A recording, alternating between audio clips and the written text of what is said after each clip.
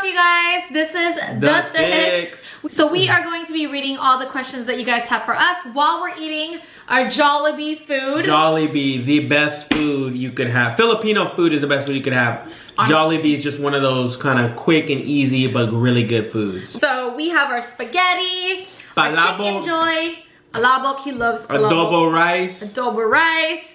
Oh my gosh, my favorite, peach mango pie. Spaghetti, we got the beef steak. Yummy, and we also have the halo halo in the fridge right now. Halo halo, we got the orange. And then we have our Angry Orchard. Cheers. I haven't eaten all day. I've been waiting for this. I've been waiting for this video, mainly for the food. One more. Stop on me, bro. Dang. You ready? I literally compiled everything and put it on my notes so then I can go back to it. Where did the Thicks name come from? How would I transfer that? So the Thicks name came from, I go by the name of DJ Thick. The reason why I go by DJ Thick, quick story, I used to be a lot heavier before. I thought it'd be funny. I just kept the name with me. We became the Thicks because the name stuck with me as an artist, but us as one, once we got married, we really liked the sound of the idea of calling ourselves the Thicks. What's your real names and how do you pronounce it?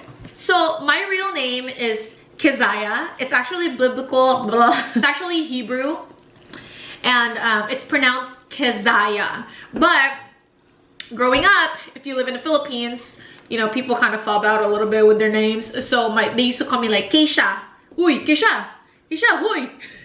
Huy? What's huy? Huy, like, hey. Huy. It's like Keisha, right? But in English term, it became Keisha. So when I came here, they call me Keisha. But really, if you look at the Hebrew name for it and pronunciation, it's Keziah. If we're really tight, you can call me Keisha. How do I say my name? I guess there's only one way to really say it. Eliezer Esteban Ayala. I was actually a conquistador back in the days. Eliezer is actually also biblical, you guys. So it's Hebrew. So the meaning is hella Mexican. That's the meaning. It's so hard to say my name, so I just started going by Eli because it's so much easier for people to pronounce. And believe it or not, people still say it wrong sometimes because they call me Ellie. Ellie. Dude, don't you just hate that? All the time. Girl name, pretty much. True. Ellie. Ellie. Or like when Lyft picks us up, yeah. Ellie. I'm like, it's Eli. Like, I don't know Ellie, I know Eli. Just take this one. And then take the spaghetti. Yes.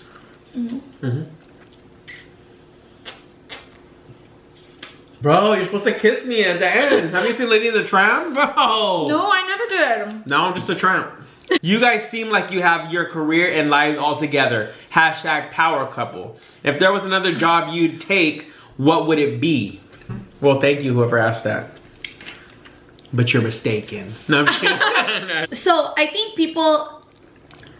Okay, I'm gonna speak for my end about my job. You can speak about your end. I definitely think that I am doing my dream job as a hairstylist and as a business owner, as a bridal team business owner. I do feel like that's something I'm passionate about, and it's definitely a dream job that I get to be doing that right now in my 20s. Honestly, if I had another job, because social media is so big, and I have been really enjoying Instagram and just like creating fun content, I definitely would love to be in like digital marketing or some type of content creator, and want to continue to stick around the creative world that I'm in right now.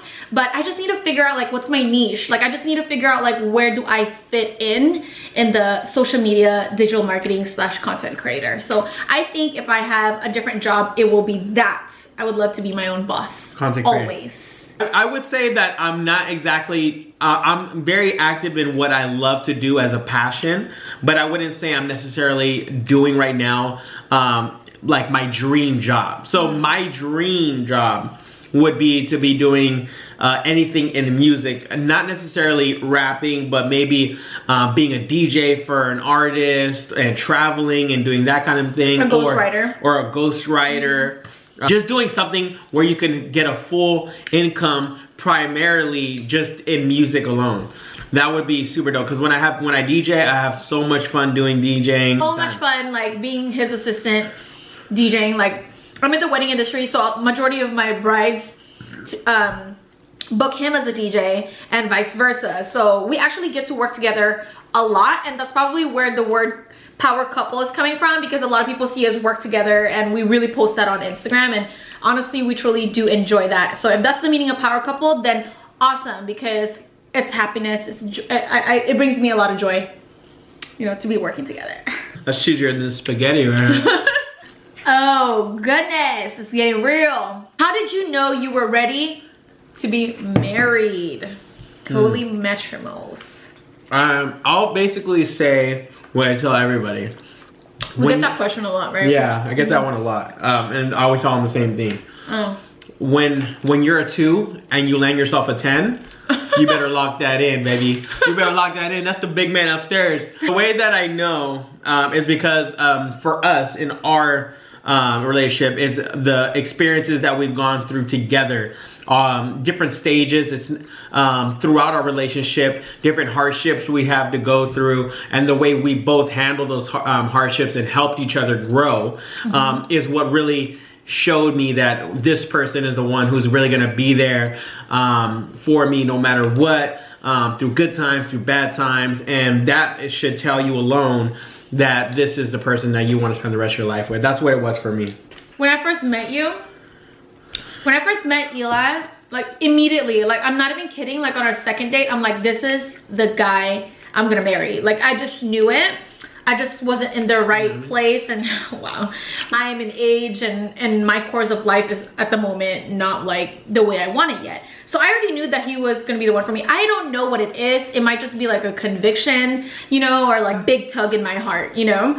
But when I got engaged in our 5th year, I definitely felt like, because that's the time where I was like trying to figure out my career and stuff like that, and I did a big change of career. So I went to cosmetology school, and I just graduated on the 5th year that we were together, and that's when you proposed to me, right? So that's when I'm like, holy moly, I am so not ready to be married yet, because I'm still trying to figure out my career. Like I gotta bring in income too, you know, because I don't believe in the whole one guy bring income kind of thing, or vice versa. Like if I'm the only one bringing income, I'm like, no, you know. So I just feel like we both need to be equal together, so that we can be a team together in our marriage. So we definitely took our time in our engagement. No rush, no rush. Yeah, no rush, until I felt like, all right, I feel prepared and I feel a little bit ready, but you're never really ready, right? But you know, you just have it. And I really prayed about it, and that's when God told me, you know what, this is the right time. So we just took a lot of time to plan and ease the stress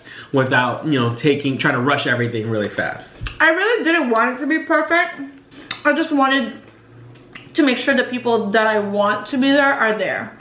My brother and my sister, I have 2 other siblings that weren't able to make it, but at least my family that I have here in the US were able to make it, because at the end of the day, that's kind of what's really important for me during that time. We need to chill. We're eating so fast. How was it once you guys officially moved in together when you got married? Wow. Living together has been a journey, my friends.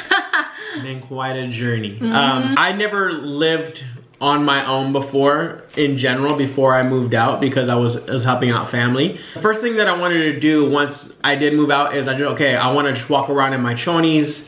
I want to throw my pants on the floor wherever I want them to be, and I want to just throw my socks here.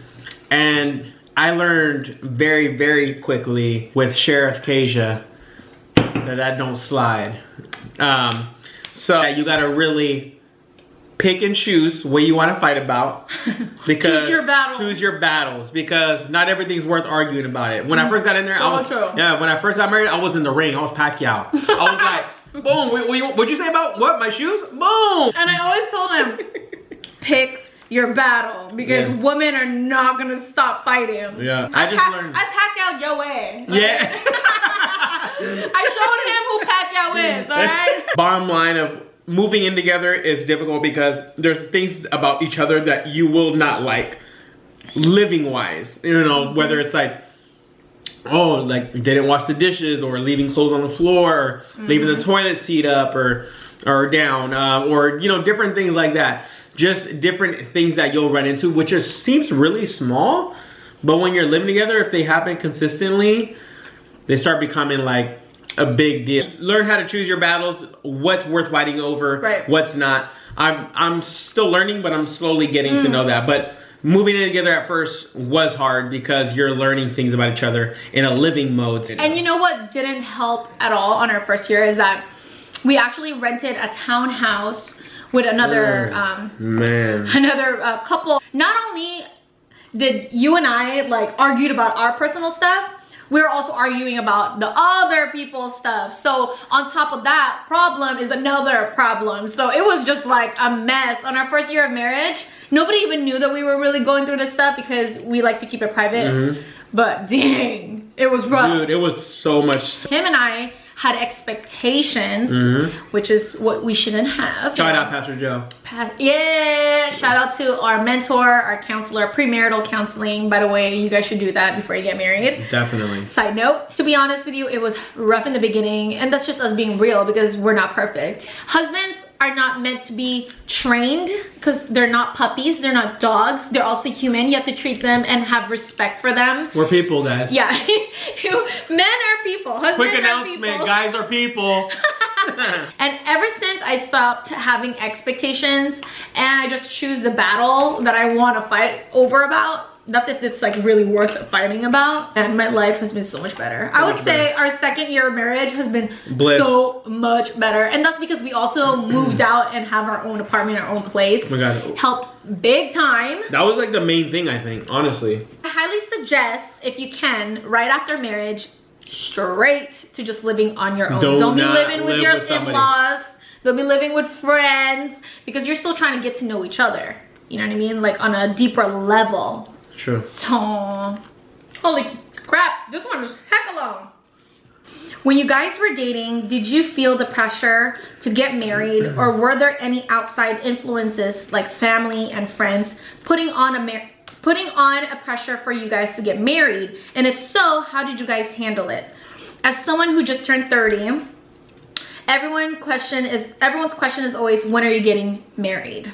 No, I don't feel like we were pressured into getting married. There was definitely people who brought awareness to certain things in our relationship, like, oh, you know, like certain things that kind of maybe sparked the idea of marriage. But I don't feel like we were rushed into a marriage because I feel like we both understood our timing, and we did get to date a lot. You really get to know each other. Honey, oh, take out the stuff in your teeth. Come on, baby. I'm not gonna take it off and you burping on my face. Baby. Seriously, honey. Yeah, we didn't rush into it. We always feel like you should do things on your own timing, especially when it comes to marriage, because marriage is a big thing to do. Right. So you really want to make sure you're not just rushing into it, because it's not like you're just, you know, getting a new bike. You know what I mean? It's like... and I think people rush to because they're like, my God, my eggs are running out. Like, you know, I had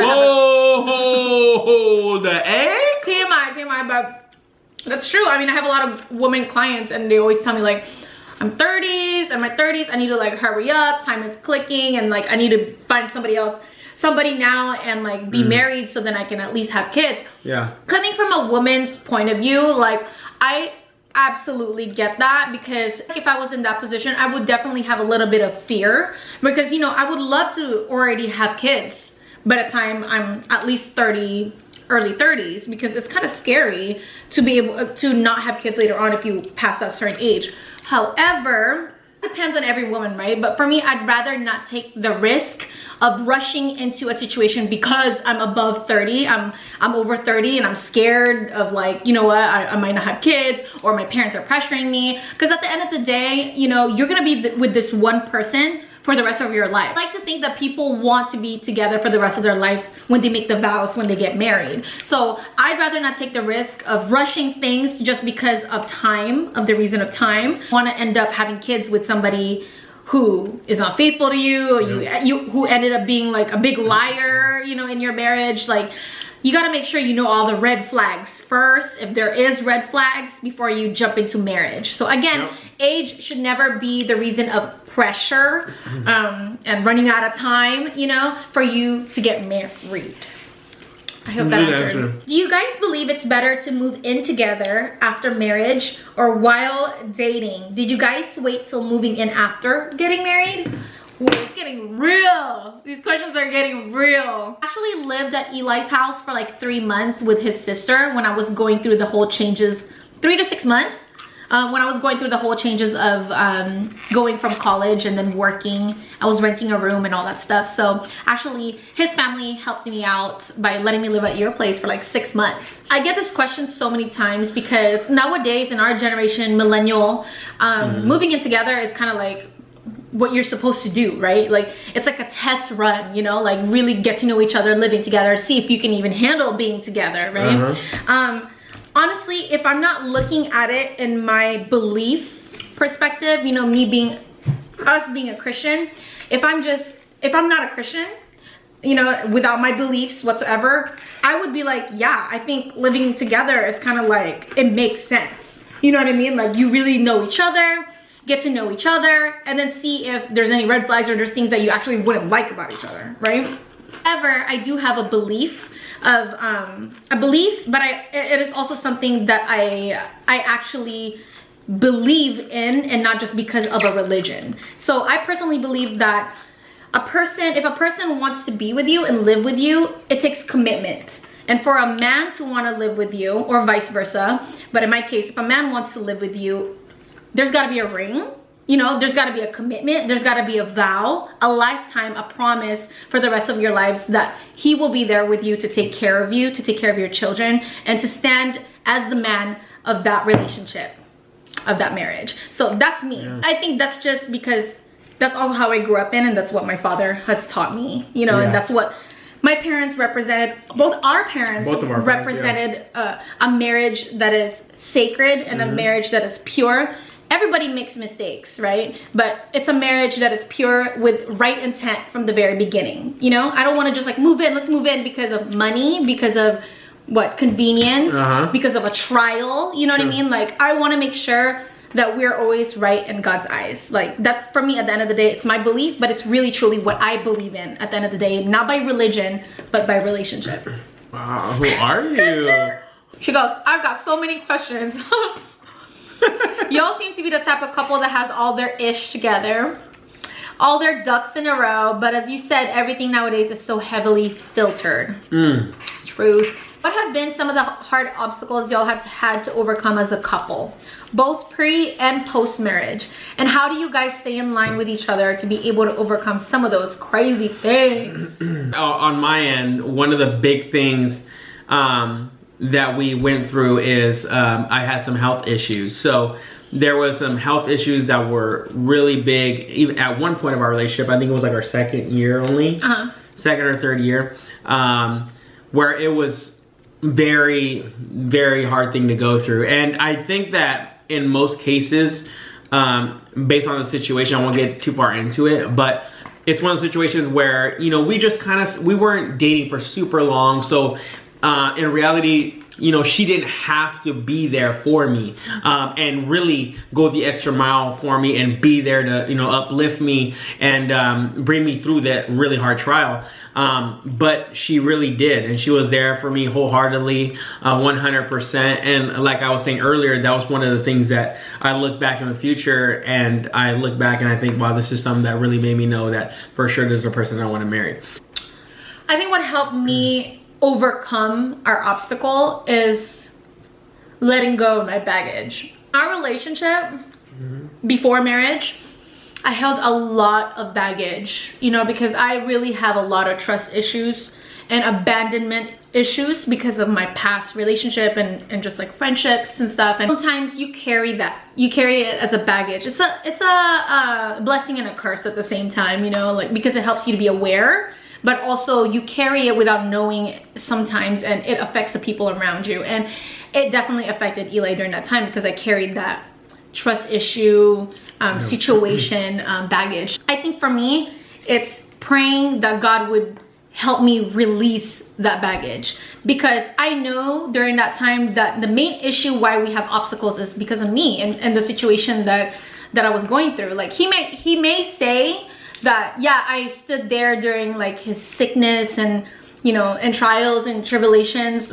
But as far as obstacles, a big obstacle that we went through in my part was me having a baggage, and I really had to pray to God to help me let go of my past, help me let go of this feeling and this pain and hurt that I've just been kind of putting under the rug. And ever since I've really dealt with that and went through some therapy and went through some like one-on-one talks with people that I really honestly trust, slowly but surely I've let it go and let God handle it, you know, because at the end of the day I can't control the way I feel. I just have to set it free. And I think after I've set it free, that's when things became a lot easier in our relationship.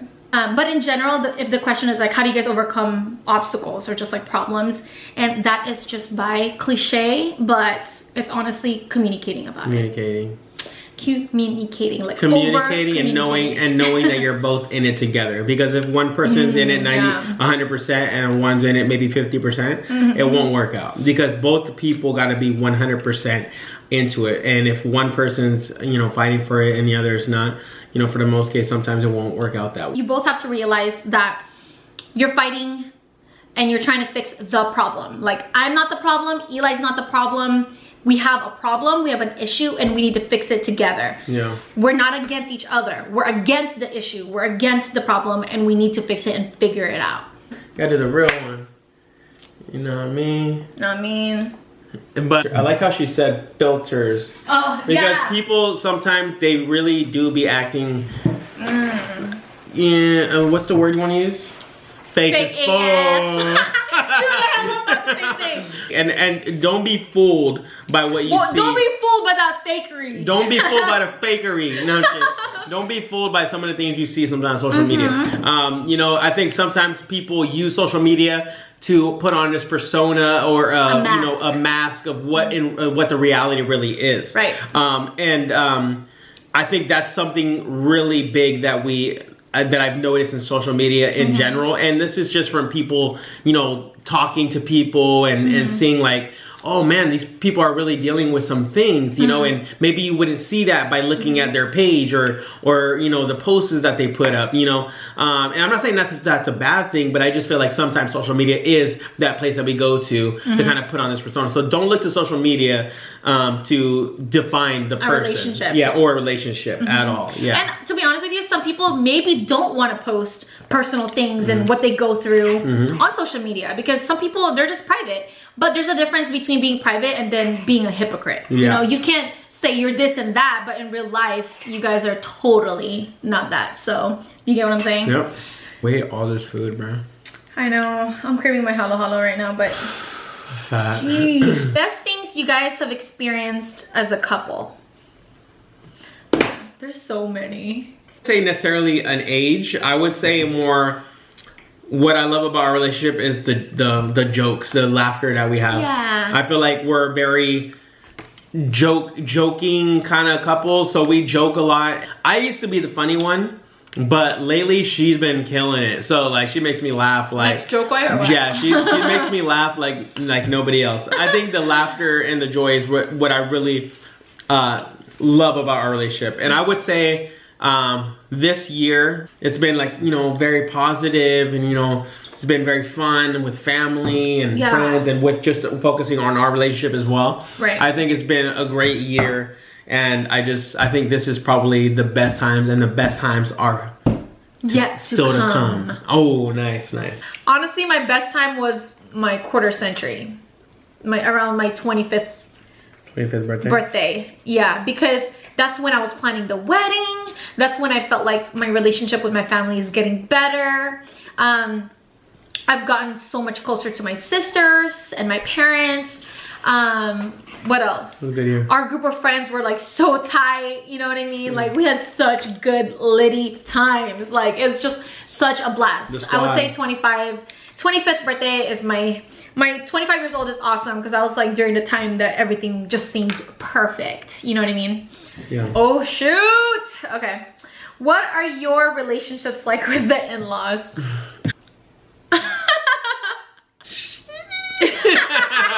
No, in-laws relationship is really good. I like having a great relationship with my in-laws. Like any relationship that has its ups and downs. But I feel like at this point right now, it's an amazing relationship. I love my wife's family like my own. You know, her sister Princess is like a sister to me. And Bobby and Bella is like, oh my god, we love Bella, our niece. We're so much closer as a family now. We're so much closer as a family now than really hold the Dawes family. The Dawes white, family really close to my heart. I feel like from the very beginning, I've really appreciated your family because they are the kind of family that really stick together through thick and thin. And to me, like, I value that in a family. Oh my god, why am I crying? Hey, when the rosé hit. No! It was only like, she only drank like this. Oh my god, why am I crying? What the freak? I really value your family because I believe that, like, whoever your husband loves, you have to love, so whoever you respect and love and cherish, which he absolutely cherishes his family, especially his parents, mom and dad, I'm there to support you and there to support him in that sense. But as far as kind of like my relationship with them, they have always been kind to me and to my family, and they've always prayed over us, prayed over me and our relationship, so I really appreciate that. And his mom makes bomb food, by the way. Like, literally, she won me with all her food. So, like, from the get-go, she's always just been super kind and super sweet. And your dad is also really awesome. He's definitely a disciplinary dad, when I first met Eli, which is great because my dad is exactly the same. So I have a love and hate relationship with my father, and I feel like I wouldn't say I have a love and hate relationship with your dad, but I definitely have a tough love with his dad. That's why I also have a lot of high respect for him. So shout out to Pastor Elliot. Pastor Ayala.